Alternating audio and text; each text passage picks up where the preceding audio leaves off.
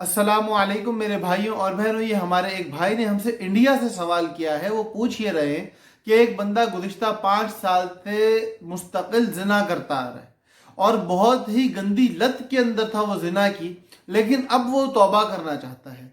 उसके सवालात दो हैं, एक ये कि तौबा करने का तरीका क्या है, और दूसरा ये पूछा है कि 5 साल से इस बंदे की ना एक नमाज कज़ा हुई है ना एक रोज़ा कज़ा हुआ है।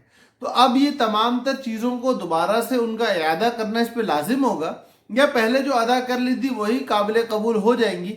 इसके हवाले से मसला क्या है ये बता दें। तो इसमें सबसे पहली बात तो ये है कि यार देखो, ये जिना जो है, जिना एक बहुत गंदा अमल है।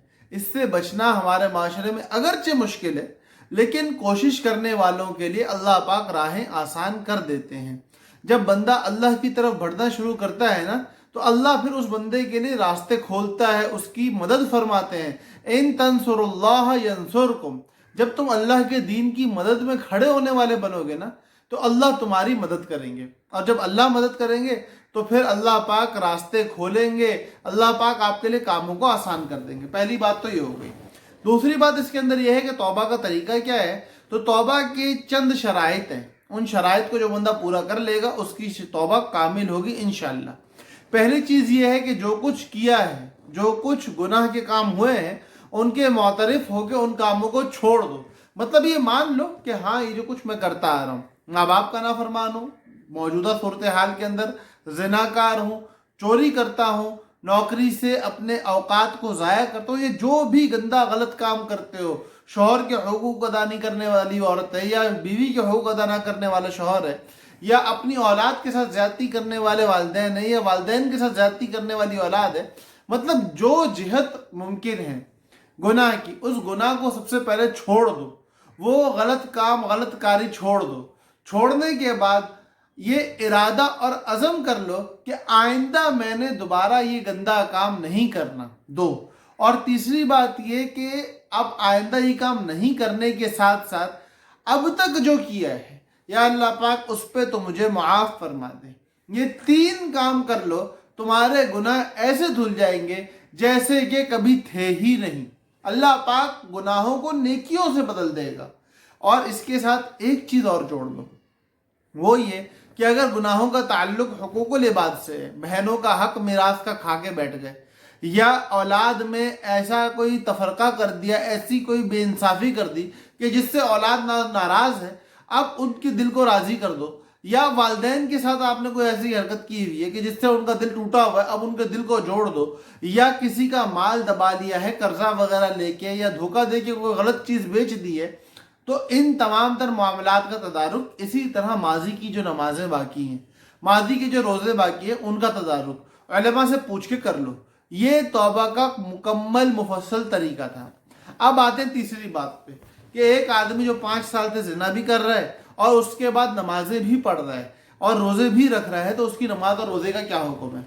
तो भाई, दुनियावी अहकामात के एतबार से वो तमाम तर नमाज और रोज़े आपके अदा हो चुके हैं। उन पे मिलने वाले सवाब का मामला आखरत का है, वो अल्लाह जाने और आप जानो और आपका सवाब जाने।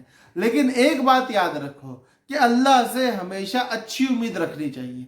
अगर आपने वो नमाजें और रोज़े अदा किए हैं तो अल्लाह की ज़ात से उम्मीद है कि तौबा करने के बाद उनका पूरा सवाब आपको मिलेगा। और इस बात का यकीन अपने दिल में रखो और अल्लाह से मांगते रहो, क्योंकि अल्लाह पाक खुद फरमाते हैं, अना इंदा ज़न्नी अब्दी भी, मेरा बंदा मुझसे जैसा गुमान रखता है मैं उसके साथ वैसा मामला करता हूँ। फिर अल्लाह पाक के अर्श पे ये बात लिखी हुई है कि मेरी रहमत मेरे गुस्से पे सबकत ले गई है। तो जब ये बातें हमारे सामने हैं कि अल्लाह पाक रहीम है, करीम है, देने वाला है, नवाजने वाला है, अल्लाह पाक खुद फरमाते हैं, मा यफ़अलुल्लाहु बिअज़ाबिकुम इन शकरतुम व आमनतुम। ये कुरान की आयत है कि अल्लाह तुम्हें अज़ाब दे के करेंगे क्या अगर तुम शुक्र करने वाले और ईमान वाले बन जाओ। तो अल्लाह पाक को हमें अज़ाब देने की ज़रूरत नहीं है, अल्लाह पाक को हमें तबाह बर्बाद करने की ज़रूरत नहीं है। अल्लाह पाक हमें नवाजने वाले हैं, अल्लाह पाक हमें देने वाले हैं, अल्लाह पाक हमें बख्शने वाले हैं, अल्लाह पाक हमें अता करने वाले हैं। बस हमें क्या करना है, इन शकर तुम शुक्र करें, व आमन तुम और ईमान ले आए, तौबा इस्तिग़फ़ार वाली ज़िंदगी जीते रहें, گناہوں کو چھوڑتے رہیں تو اللہ کی ذات سے امید ہے انشاءاللہ ہمارے اجر کو اللہ پاک محفوظ کر لیں گے۔ تو خلاصہ کیا نکلا؟ خلاصہ یہ نکلا کہ دنیاوی احکامات کے اعتبار سے نمازیں روزے ادا ہو رہے تھے اور اب آپ کو ان کی اعادے کی ضرورت نہیں ہے۔ ثواب چونکہ ایک انتہائی شنیع اور گندا کام کیا جا رہا تھا تو ایسی صورتحال میں ثواب کی امید بڑی مشکل ہے، لیکن اب جب آپ توبہ اور استغفار والے معاملات کی طرف آ رہے ہو، آپ اللہ کی طرف چلنا شروع کر رہے ہو، اللہ کی رحمت آپ کو قبول کر رہی ہے اور آپ کی وہ 5 سال کے اندر ادا کیے جانے والی نمازوں اور روزوں کی ہی یہ طاقت ہے کہ آپ کو توبہ کی توفیق مل رہی ہے، تو انشاءاللہ اللہ کی ذات سے امید ہے کہ آئندہ کی زندگی میں یہ آپ کی توبہ کارگر رہے گی اور آپ کے لیے اب ان نمازوں اور روزوں کا اعادہ بھی ضروری نہیں ہے اور انشاءاللہ آپ کو ان کا ثواب بھی پورا مل جائے گا۔ لیکن میرے پیارے بھائیوں اور بہنوں یہ بات یاد رکھو کہ توبہ کی امید پر گناہ کرنا یہ انتہائی قبیح، شنیع اور گندا کام ہے، اس سے ہم سب کو بچتے رہنا چاہیے۔ توبہ اس لیے ہے کہ غلطی سے گناہ ہو گیا تو اللہ سے مغفرت مانگنی ہے، ورنہ جان بوجھ کے گناہ کرنا یہ انتہائی بے غیرتی والا کام ہے۔ اللہ پاک اس سے ہم سب کی حفاظت فرمائے۔ اللہ پاک ہم سب کو اپنا محبوب بندہ بنا کے رکھے اور ہمیں اپنا اختیار جہاں تک اللہ نے استعمال کرنے کی طاقت دے رکھی ہے وہاں تک اپنی پوری جان اس بات پہ لگانے کی توفیق دے کہ ہم ہر قسم کے گناہ سے بچتے رہیں۔ اللہ پاک ہم سب کا حامی و ناصر ہو۔